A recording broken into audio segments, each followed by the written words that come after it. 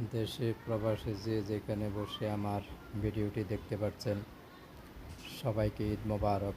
আসসালামু আলাইকুম। আসলে আমি ভিডিওটি বানানোর উদ্দেশ্য হইল আমাদের মাছ থেকে বিদায় নিল কোরবানির ঈদ। রমজান গেল, রমজানের পরে 2.5 মাস পরে কোরবান আসলো, কোরবান বিদায় নিল। আসলে জানি না আবার কবে আল্লাহ পাক বাঁচায় রাখলে এদের নামাজ পড়ব, কোরবানি দিব।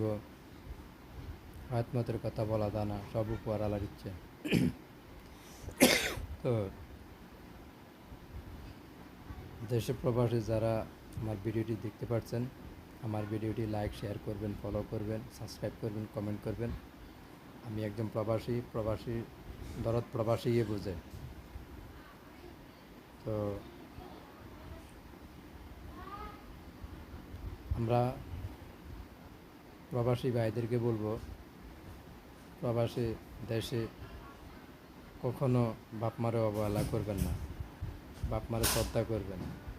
আমার বাপ নাই, আমি বুঝি। যাদের মা নাই তারা বোঝে।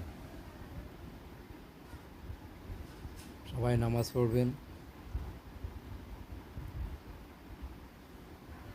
সবার জন্য দোয়া করবেন, বাপ মার জন্য দোয়া করবেন। আল্লাহ পাক যেন সবাইকে ভালো রাখে। আমি প্রতিনিয়ত সব প্রবাসীর জন্য দোয়া করি, দেশে বিদেশে যারা থাকে। তো